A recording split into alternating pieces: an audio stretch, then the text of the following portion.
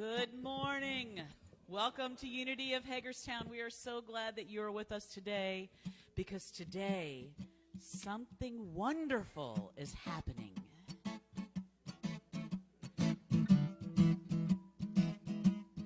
You might want to stand if you'd like to.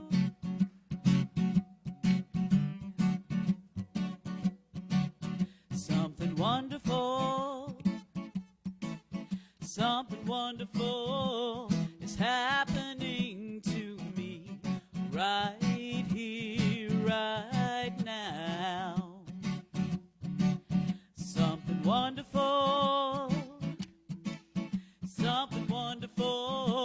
is happening to me right here, right now. Sing that again. Something wonderful is happening to me right here, right now. I can feel it.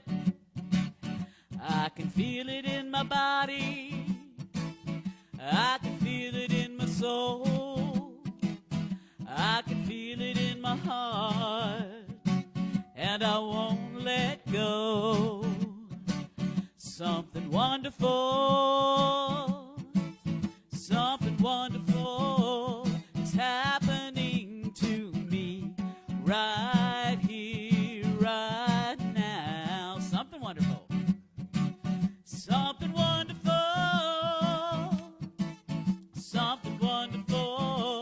is happening to me right here, right now. Oh, we can feel it. I can feel it in my body. I can feel it in my soul. I can feel it in my heart. And it won't let go. Something wonderful is happening to me right here, right now. And all the love and all this love inside, we can let it shine. Something wonderful is happening to me right here, right now. Something wonderful, yeah. Something wonderful is happening to me right here, right now. Something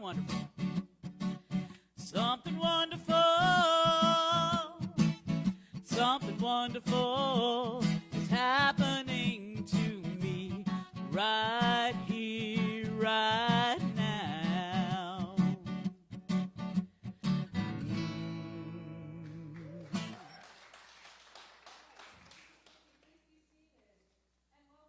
Unity of Hagerstown.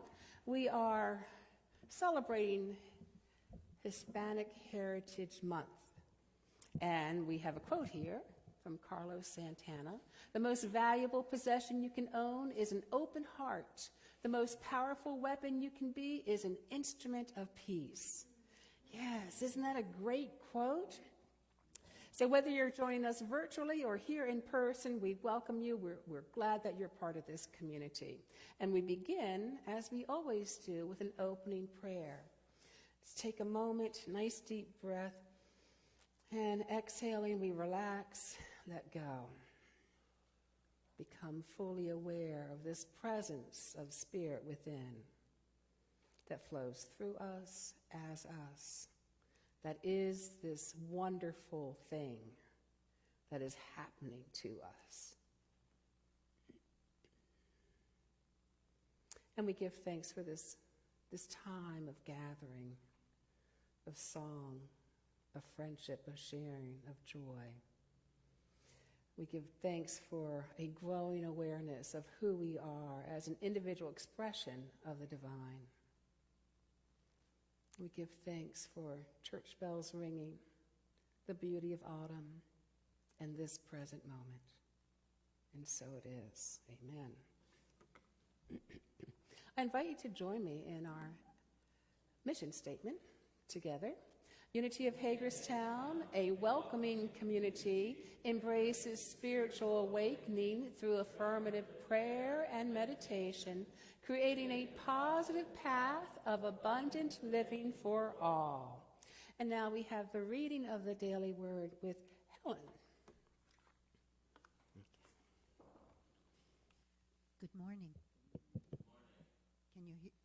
Is it on? Yeah. Okay, good. Okay. The word for today is prosperity. Nice word. Practicing gratitude deepens my experience of prosperity. My life may be full of blessings, my family and friends, my home, my memories and experiences, but it can be easy to take it for granted if I focus more on what I'm missing than what I have. Being thankful, expressing my gratitude for my good, opens my heart, but it also opens my eyes to the many ways I'm prosperous. I count my blessings, pausing to give thanks for each one. The more often I do this, the more feelings of gratitude will fill my heart, crowding out constricting feelings of scarcity, fear, and envy. From the serenity I feel in my heart to the peace that calms my mind, I am prosperous. As I greet each day with a prayer of thanks, my blessings abound. And the scripture is from Psalm 36, verse 8. They feast on the abundance of your house, and you give them drink from the river of your delights. Please join me in the affirmation on the screen. Practicing gratitude deepens my experience of prosperity. Take a deep breath. Feel that in. And again, practicing gratitude deepens my experience of prosperity. Thank you. Thank you, Helen. And boy, that's a good one just to remember, isn't it? Yes. So we have another song with Brent and Patty.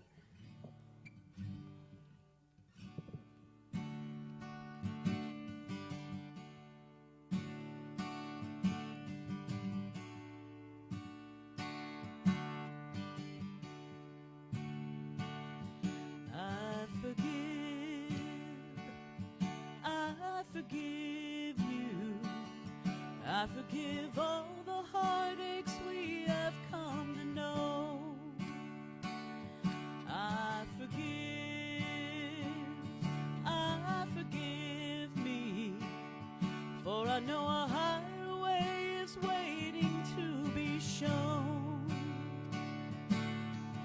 Pain and hurt exist and they are real.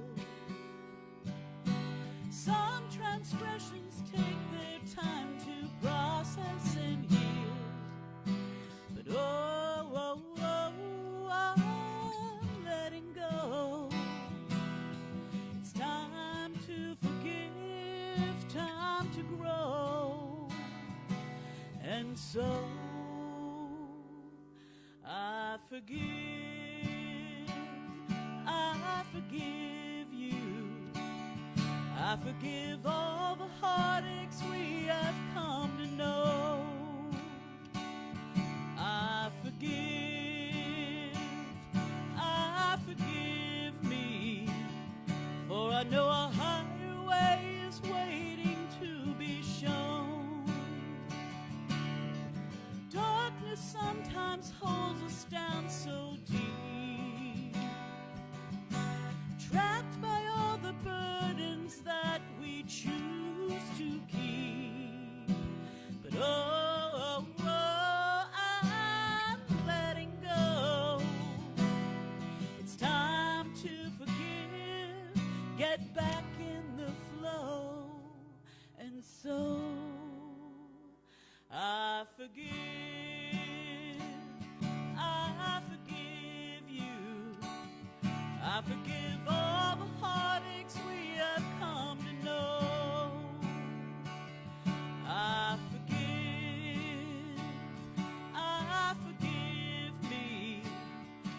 I know a highway is waiting to be shown. I am standing strong in who I am. I repeat the past because I can. Love is what I choose to feel and be. I forgive and suddenly I am free. I forgive you. I forgive all the heartaches we have come to know. I forgive me, for I know a highway is waiting to be shown. Yes, I know a highway is waiting to be shown. Thank you, thank you. Yeah. Ooh. I think we need to just take a breath before we move into Greet Our Neighbor here. Such a beautiful song. So yes, this is the time in which we are encouraged to greet each other with a handshake, a hug, or a howdy. If you are not a hugger, please let that be known, because this group generally is. So they might come, and if you are a hugger, just be aware that not everybody is. So let's go ahead and say hello to those around us and greet them any way you like. And at this time, I'm going to say hello to our Facebook friends. We love you. We bless you. We're so glad you're part of this community. And as the chaos ensues here, I'm going to invite you to put down something in the comments section. I will reply to each and every one. That's it.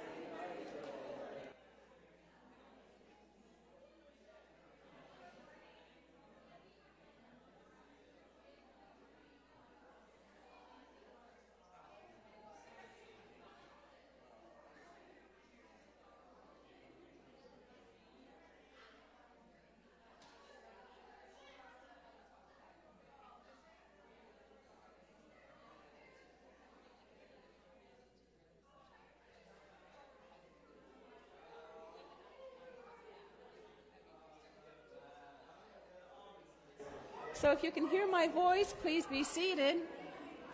If you can hear my voice, please be seated. You lovely people, I know you want to be seated now. And this goes to Nacho as well. Nacho, be seated.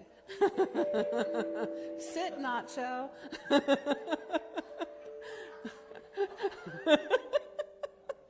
Okay, for those watching online, Nacho is with us. He's a beautiful poodle, and he is sitting now, I believe. So thank you so very much. I know it's hard to come back and sit down after all that excitement of saying hello to everybody, but I appreciate your cooperation in this. That was not facetious. It was truth. Truth, yes. So we've been looking at living an abundant life, getting into that flow of prosperity, recognizing that prosperity is more than money in the bank, more than the toys that we have. It is the understanding that we have everything we need. We are well provided for. So we began looking at living from a giving perspective, asking how we might give back rather than what life has to give for us. And we opened to a greater vision of our life, knowing that we only rise to the vision that we hold, and our vision is constantly changing. We also saw that we are able to allow Spirit to express more fully through us, more love, more creativity, more wisdom. And we deepened our understanding of God as source, infinite, inexhaustible, and ready to give in accordance to our ability to receive. And just as a reminder, our vision is our awareness of our naturally abundant self. And our inner guidance is that which will lead us to the fulfillment of the vision. It's under divine direction. Our vision is like a map of the area. The GPS is that gentle voice of spirit within. And our growing awareness of who we are as the expression of the divine is the vehicle we use to get there. Does that analogy work? Okay, good. Okay, good enough. Okay, so in order to bring anything new into our lives, whether it's a new vision or whatever we want to bring, we need to release the old, declutter the life that we are experiencing now. Now, this may sound like you've heard this before, and you probably have, because this, I feel, is an important thing to revisit every once in a while. This is kind of how the law of circulation works, right? We let go and we receive. We give and we receive. So we do this in different ways. We can make room for the new on a physical level by cleaning out our closets, our cupboards, our garages. Get rid of, letting go of the accumulated possessions that we have, that we may be hanging on to, that we oh, I'm seeing some looks.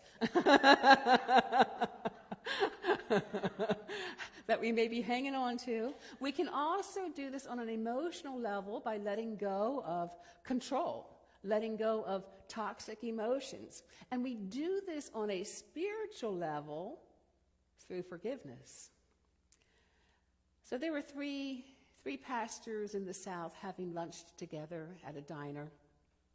And one said, you know, since summer started, I've noticed a lot of bats in the attic of my church. And I've tried everything to get rid of them. I've tried noise, I've tried cats, I've tried spray, but nothing seems to scare them away. And the second pastor said, yeah, I've had the same experience. There's bats in the belfry of the church, and I've even had the place fumigated, and they won't leave. Well, the third pastor said, you know, I baptized all mine, I made them members, and I haven't seen them since. You know, your laughter just encourages me for more bad jokes, okay? Okay. So sometimes we may have our own personal bats in our belfry.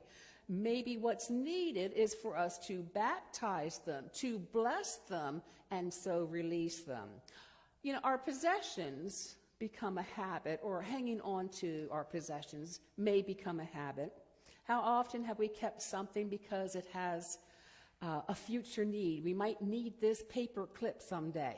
You know, well, I hang on to paper clips, but so that's not a good example. But or we hold on to something because someone we loved gave it to us, although we've never used it. Or maybe we bought it and put it in the closet and never used it. But perhaps someone somewhere can use these items. Everything is spiritual energy, and we apply the meaning to the things that we have.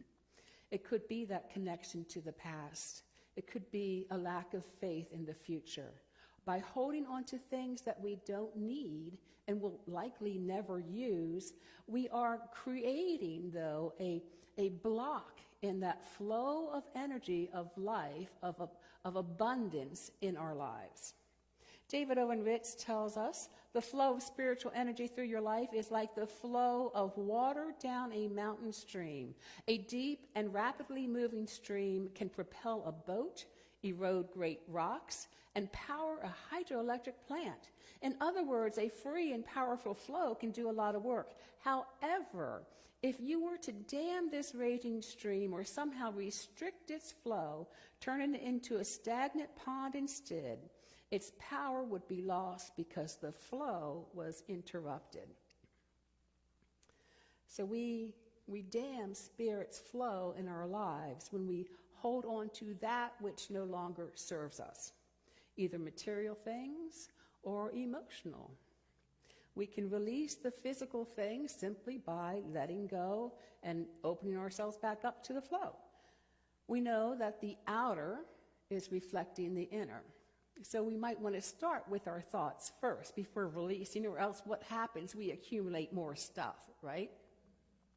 So if we are willing to clean out our lives and affirm it, so we really have that thought held in our minds, and then go clean out the closets and the cupboards and the garage and the yard and the shed and whatever there is, we can release it permanently, not to be filled back up with more stuff.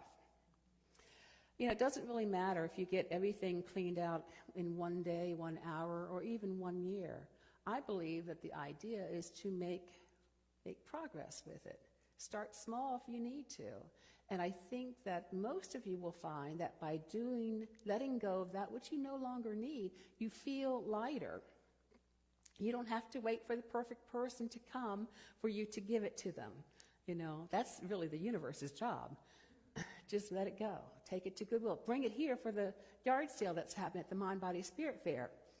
So, another way that we can consciously let go in order to create more space for that vision that we're holding in our lives is letting go of control. If you're holding a vision for your life and don't know how to manifest it, your determination to bring it about by yourself is not going to bring it about. Releasing, letting go, letting God. And by that I mean letting go of how it has to look, how the steps you have to take in order to bring it about, and let that inner wisdom bring it about, help you move those steps. Affirming divine direction. Listening to that gentle nudge of spirit within. And then when we create space emotionally, we release a whole lot there too. One preacher was talking on forgiveness on his Sunday service. Forgiving your enemies. And towards the end of the service, he'd been preaching for a while. People were starting to look at their watches or their phones. Lunchtime was coming close. And he was preaching, and he asked the congregation, how many of you have forgiven your enemies? And about 50% of them raised their hand. So he thought he needed to preach some more, so he did. So he preached some more, and more time went by. Stomachs began rumbling a little bit. And he asked again, how many of you have forgiven your enemies? And about 80% of the congregation raised their hand. But he was determined, so he decided to preach just a little bit more. He went on, and then finally he asked the question one more time. And everybody raised their hand, except for one person, a little old lady sitting in the back. And the preacher said, Mrs. Jones, are you not willing to forgive your enemies? And she smiled sweetly. She goes, well, I don't have any. And he said, well, Mrs. Jones, that's incredible. How old are you? And she said, 93. And he said, well, would you be willing to come up front and let this community know how at 93 years you have no enemies? And she came forward, smiling sweetly, and she goes, I outlived them all. So now, while we may chuckle at that joke, there is truth that even after death, when somebody we know leaves our lives, there may still be need for forgiveness work if we want to move on. Holding on to regrets, holding on to resentments from the past, that's another thing that blocks our own good. For some of us, and I've said this before, the power of the past is not past because it's living with us every day. We revisit it all the time. All the judgment, the guilt, the resentment that we may be holding on to. And we may be unknowingly carrying this energy around with us, and that's why life recreates certain situations for us over and over again. Not to torture us, it's for us to grow, to heal through it. We all know somebody, or maybe we've been that person who left one relationship to get into another relationship that looked just the same energetically, or maybe we know somebody or we're that somebody who moved geographically for a geographic cure, different location. You know, we carry our baggage with us wherever we go until we let it go. So it's when we don't completely process and release those toxic feelings that we draw into our lives, the circumstances that recreate the situation, to offer us another opportunity to heal. You know, and the thing is, I'm sure you know this, if we don't take that opportunity to heal, we're just going to keep getting more opportunities to heal until we finally get the cosmic 2x4 that wakes us up. Just as our body knows how to heal itself, you know, a cut will be healed, you know, it knows how to heal. Our emotions know that by recreating the same circumstances, we can move through them with a little bit more grace, perhaps, a little bit more compassion, a little bit more wisdom. We know that stress is caused by fearful thinking, it's caused by being under pressure, but a significant cause of long-term stress that you may not know is anger. It's living with that persistent anger, guilt, or hurt, or resentment. And these feelings may be so pervasive that we've been living with them for a while and not even know it. They become a part of our lives, a part of how we move in the world. So these feelings persist when we're unable to forgive the person we think is responsible for whatever event happened in our lives. So if we want more abundant health in our lives, more abundant love in our lives, more abundant finances even, we practice forgiveness. If we want to open more fully to the flow of spirit, we learn to forgive ourselves as well. We learn to love ourselves as the universe loves and supports ourselves.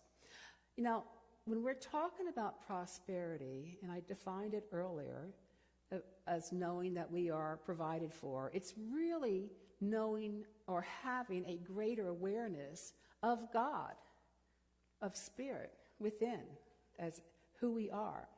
Rich tells us that it is impossible to come into a full realization of the presence of God in your daily life and affairs if the unhealed pain and resentment of the past color your perception. Love is your awareness of your oneness and connection to the infinite. How can you live with love while holding on to pain of the past? So we need to be willing to let go, release that pain, that guilt, the resentment that we carry in order to be more open to that divine flow, to be more aware of who we are.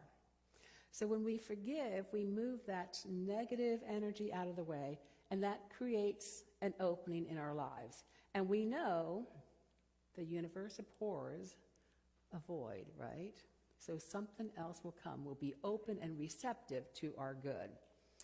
When we forgive, it's not about forgetting anything. Forgetting may happen, it may not happen. Forgiveness is not denying what happened or your feelings about it.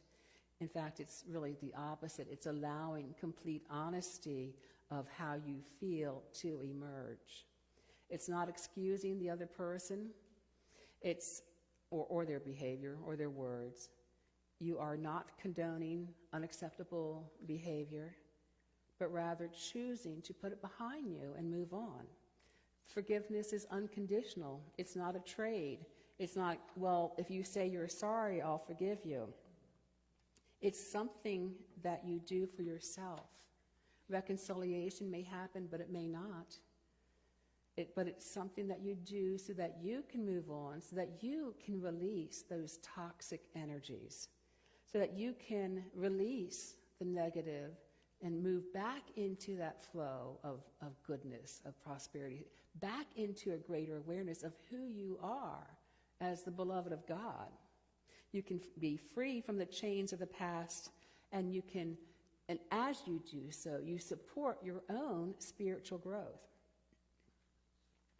So when I've talked about forgiveness in the past, I've invited you to look at different areas of your life and just notice the feelings, notice the energies, like around your parents, around your childhood. Is there lingering resentment or anger or things that you wish could have been different around your own children?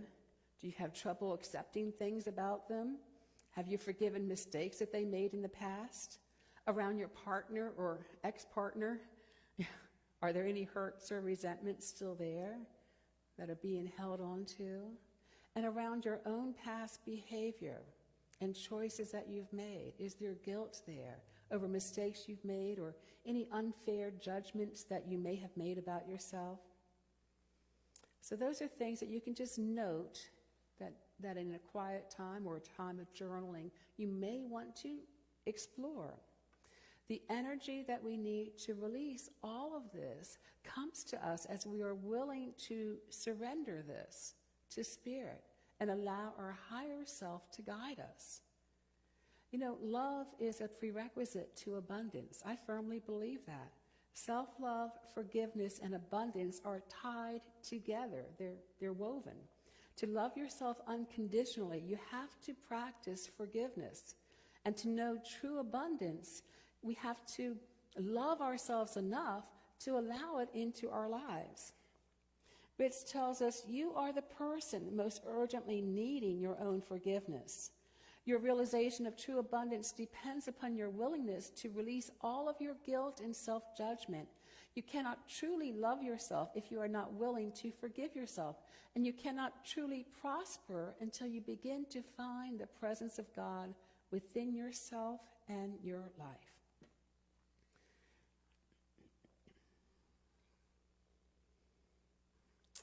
So I think you can do no greater act of self-compassion than to release your past and embrace your highest vision for yourself. Forgiveness is a natural process. We may be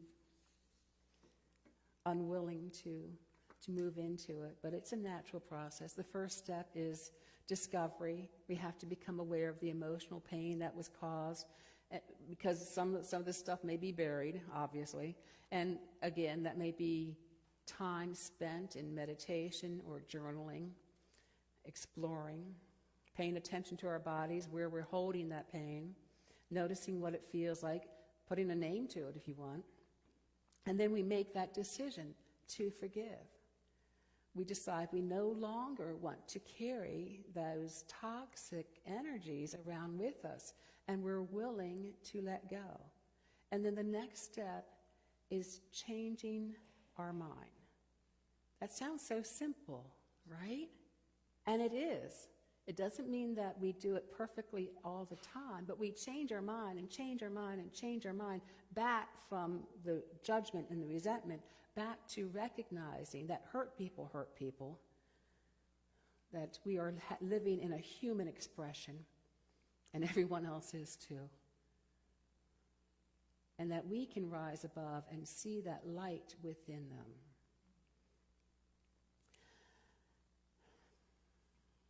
Tara Brach tells us, forgiving means not pushing anyone or any part of our own being out of our heart. As we bring a full, compassionate presence to the wounds that we've been protecting, we release the armoring of hatred and blame that has been imprisoning our heart. We cannot will this process of forgiveness, but we can be willing. So we're going to move into a time of meditation. And it's up to you if you want to explore the forgiveness aspect of it. I'll probably use that as the guided, but I understand that some things may take more than the 10-minute meditation that we do.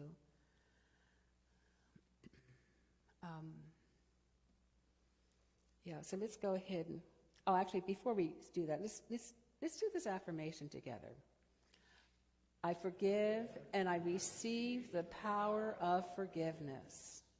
That power is to open your life up in incredible ways. So now let's go ahead and adjust our position. So we're very comfortable.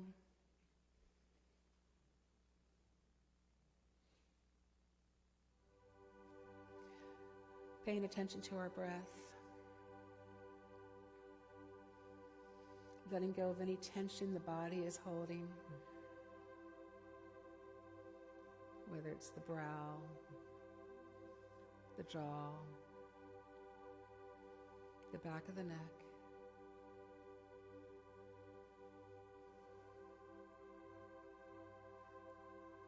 The lower part of the back. The belly. Just allowing the entire body to relax.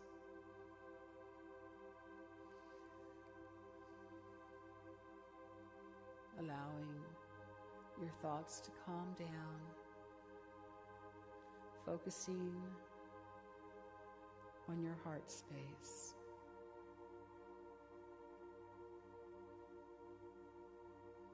Forgiveness is not the same as meekness. It's a demonstration of strength and power. And we have within us infinite strength and courage to reach out and forgive someone who may have hurt us in some way, or forgive ourselves from some past mistake. We can draw upon our inner resources and in the process renew and strengthen our own lives.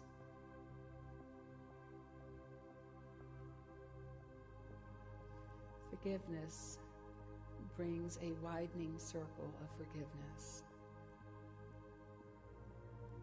Those whom we forgive are strengthened and released as we are strengthened and released. And as we forgive, we receive the power of forgiveness.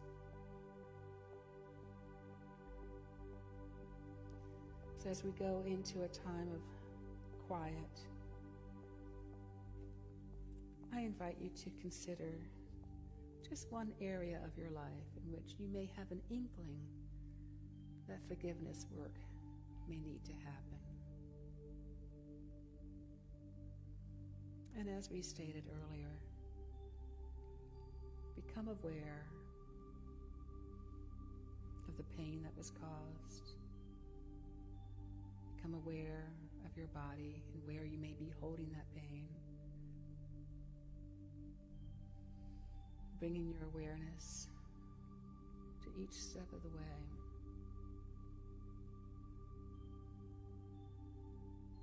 And then if you choose to go on, making that decision to forgive,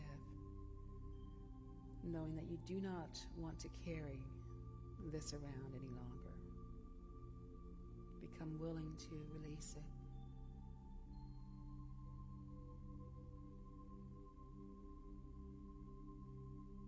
And then changing how we think about it, how we think about the people involved, seeing from a higher perspective, or seeing with the understanding of perhaps the driving force behind the situation.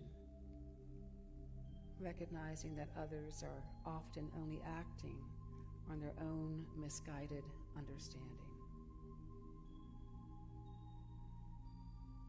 Seeing with that vision of God to the truth of each person involved, that on a spiritual level,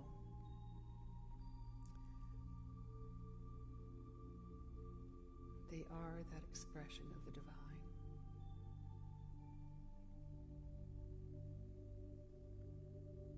Maybe seeing a greater personal meaning in the situation, looking for the good. How have you grown because of this? What new understanding have you gained? So we'll move into a time of silence now.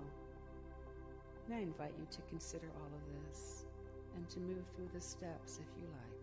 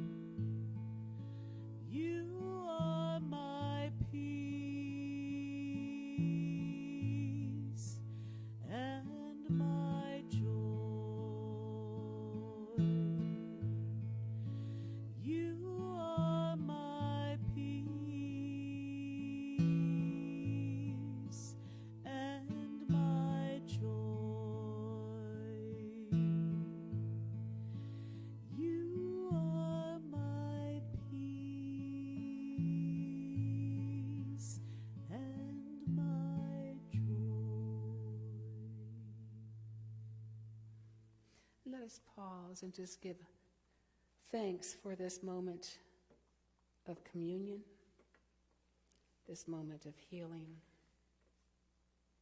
this moment of greater awareness. So it is. And I would invite you to join me, if you like, in our offertory prayer together.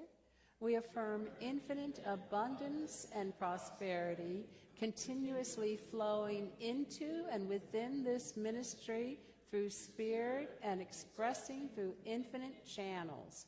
And we affirm the wisdom, understanding, and discernment in all matters as Spirit guides us along our path.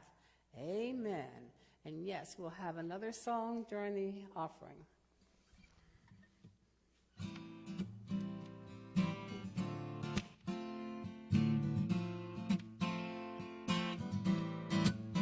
God is my source, God is my power, God gives me everything I need.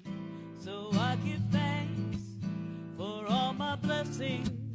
God gives me everything I need. Joy, joy is my source, joy is my power, joy gives me everything I need. So I give thanks for all my blessings. Joy gives me everything I need. Oh, peace is my source, peace is my power, peace gives me everything I need. So I give thanks for all my blessings. Peace gives me everything I need. Oh, love is my source, love is my power, love gives me everything I need.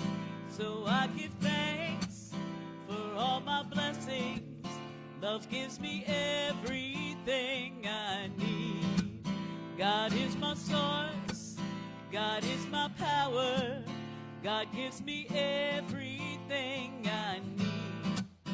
So I give thanks for all my blessings. God gives me everything I need. God gives me everything I need. God gives me everything, everything I need. Whew, yes.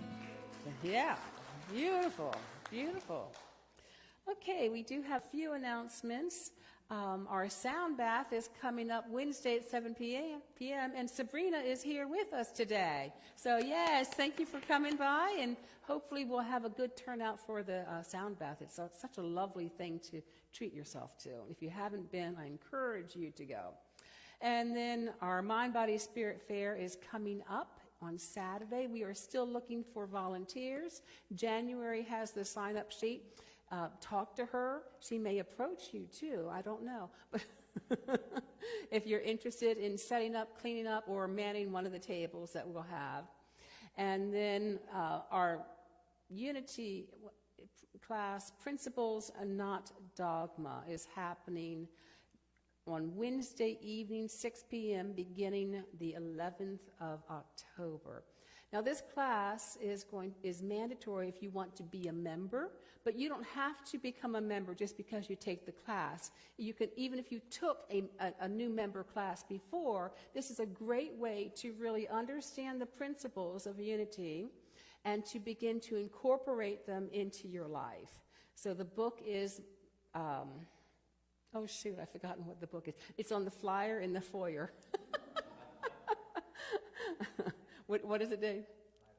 The Five Principles, da-da-da, by Ellen Davenport. And you can get that at anywhere you buy books, basically.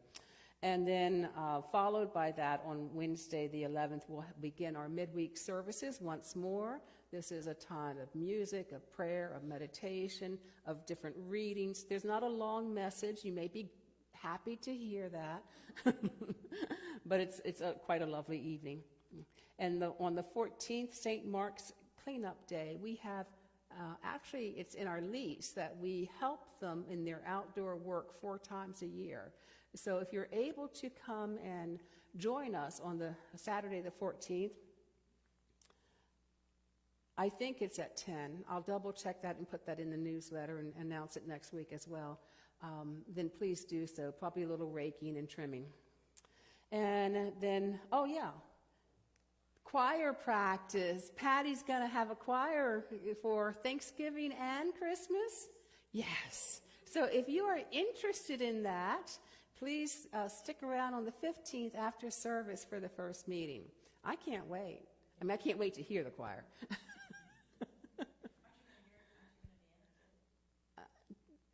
TBD. And then on the 19th, the Men of Unity are meeting once more. If you didn't make it to the first meeting, you are always welcome. And I heard there's going to be some drumming and meditation on this one, right? And then Women's Retreat, if you haven't registered already, we still have a couple bids available. And the applications or the registration forms are on the flyer in the foyer. And at this time, I'd like to say goodbye to our beloved Facebook friends, our YouTube friends, however you're watching this. We love you, we appreciate you, and we thank you for your generous support of this ministry.